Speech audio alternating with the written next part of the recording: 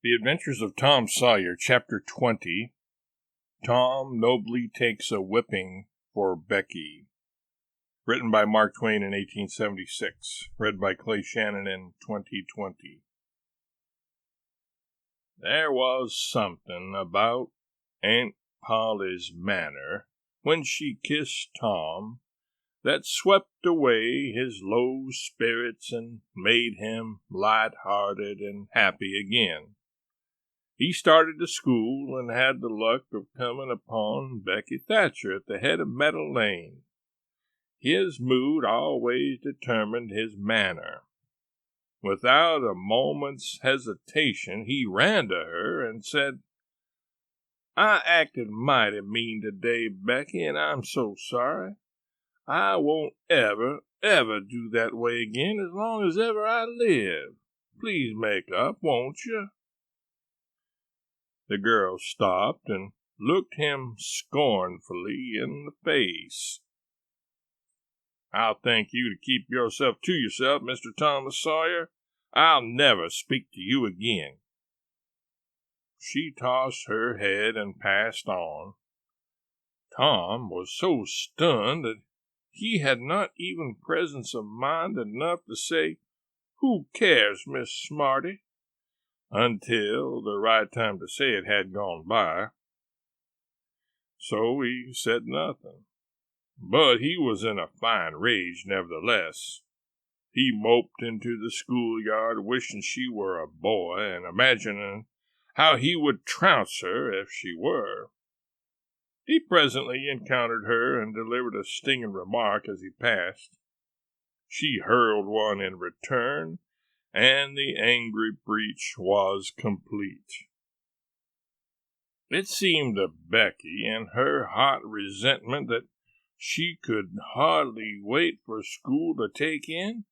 She was so impatient to see Tom flogged for the injured spelling book. If she had had any lingering notion of exposing Alfred Temple, Tom's offensive fling had driven it entirely away. Poor girl, she did not know how fast she was nearing trouble herself. The master, Mr. Dobbins, had reached middle age with an unsatisfied ambition. The darling of his desires was to be a doctor, but poverty had decreed that he should be nothing higher than a village schoolmaster. Every day he took a mysterious book out of his desk and absorbed himself in it at times when no classes were reciting. He kept that book under lock and key. There was not an urchin in school but was perishing to have a glimpse of it, but the chance never came. Every boy and girl had a theory about the nature of that book, but no two theories were alike, and there was no way of getting at the facts in the case. Now, as Becky was passing by the desk, which stood near the door, she noticed that the key was in the lock. It was a precious moment. She glanced around, found herself alone, and the next instant she had the book in her hands. The title page, Professor Somebody's Anatomy, carried no information to her mind, so she began to turn the leaves. She came at once upon a handsomely engraved and colored frontispiece, a human figure stark naked. At that moment a shadow fell on the page, and Tom Sawyer stepped in at the door and caught a glimpse of the picture. Becky snatched at the book to close it, and had the hard luck to tear the pictured page half down the middle. She thrust the volume into the desk, turned the key, and burst out crying with shame and vexation. "Tom Sawyer, you are just as mean as you can be, to sneak up on a person and look at what they're looking at." "How could I know you was looking at anything?" "You ought to be ashamed of yourself, Tom Sawyer. You know you're going to tell on me, and oh, what shall I do? What shall I do? I'll be whipped, and I never was whipped in school." Then she stamped her little foot and said, "Be so mean if you want to. I know something that's going to happen. You just wait and you'll see. Hateful, hateful, hateful." And she flung out of the house with a new explosion of crying. Tom stood still, rather flustered by this onslaught. Presently he said to himself, "What a curious kind of a fool a girl is. Never been licked in school. Shucks, what's a licking? That's just like a girl. They're so thin-skinned and chicken-hearted. Well, of course I ain't going to tell old Dobbins on this little fool, because there's other ways of getting even on her that ain't so mean. But what of it? Old Dobbins will ask who it was tore his book. Nobody'll answer. Then he'll do just the way he always does. Ask first one and then the other, and when he comes to the right girl, he'll know it without any telling. Girls' faces always tell on them. They ain't got any backbone. She'll get licked. Well, it's a kind of a tight place for Becky Thatcher because there ain't any way out of it." Tom conned the thing a moment longer and then added, "All right, though. She'd like to see me in just such a fix. Let her sweat it out." Tom joined the mob of Skylark and scholars outside. In a few moments the master arrived and school took in. Tom did not feel a strong interest in his studies. Every time he stole a glance at the girl's side of the room, Becky's face troubled him. Considering all things, he did not want to pity her, and yet it was all he could do to help it. He could get up no exultation that was really worthy the name. Presently the spelling book discovery was made, and Tom's mind was entirely full of his own matters for a while after that. Becky roused up from her lethargy of distress and showed good interest in the proceedings. She did not expect that Tom could get out of his trouble by denying that he spilt the ink on the book himself, and she was right. The denial only seemed to make the thing worse for Tom. Becky supposed she would be glad of that, and she tried to believe she was glad of it, but she found she was not certain. When the worst came to the worst, she had an impulse to get up and tell on Alfred Temple. But she made an effort and forced herself to keep still, because, said she to herself, he'll tell about me tearing the picture, sure. I wouldn't say a word, not to save his life.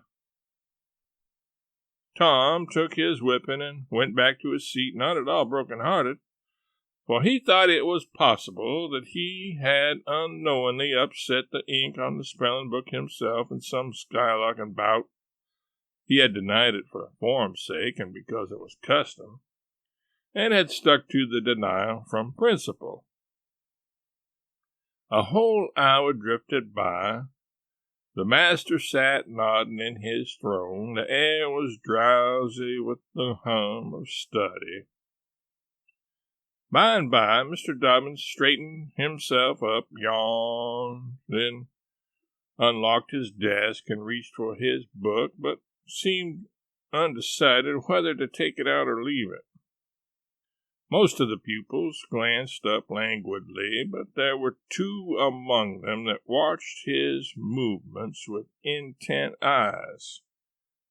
Mr. Dobbins fingered his book absently for a while, then took it out and settled himself in his chair to read.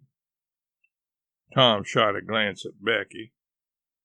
He had seen a hunted and helpless rabbit look as she did, with a gun leveled at its head. Instantly he forgot his quarrel with her. Quick! Something must be done. Done in a flash, too.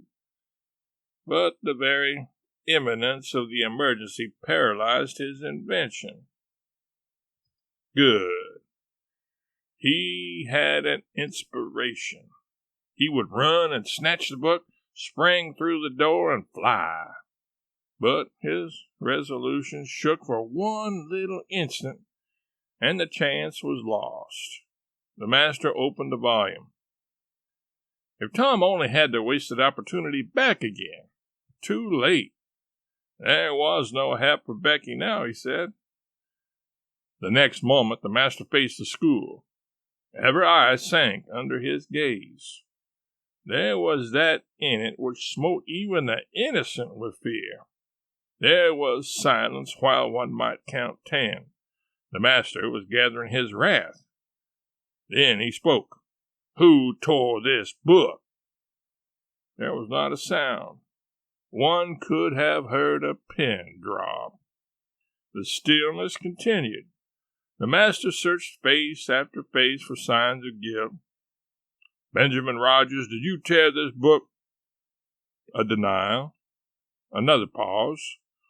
Joseph Harper, did you? Another denial. Tom's uneasiness grew more and more intense under the slow torture of these proceedings. The master scanned the ranks of boys, considered a while, then turned to the girls. Amy Lawrence, a shake of the head. Gracie Miller, the same sign. Susan Harper, did you do this? Another negative. The next girl was Becky Thatcher. Tom was trembling from head to foot with excitement and a sense of the hopelessness of the situation. Rebecca Thatcher. Tom glanced at her face. It was white with terror. Did you tear? No, look me in the face. Her hands rose in appeal. Did you tear this book? A thought shot like lightning through Tom's brain. He sprang to his feet and shouted, I done it! The school stared in perplexity at this incredible folly.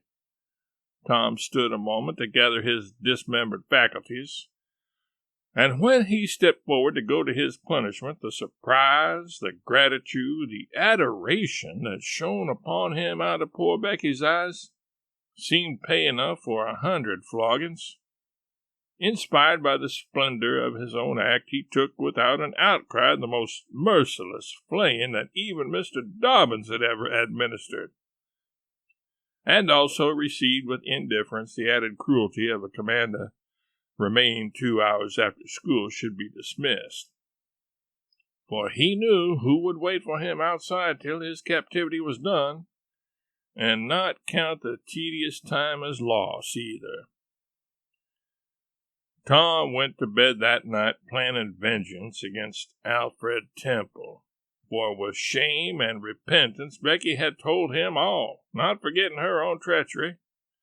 But even the longing for vengeance had to give way soon to pleasanter musings, and he fell asleep at last with Becky's latest words lingering dreamily in his ear.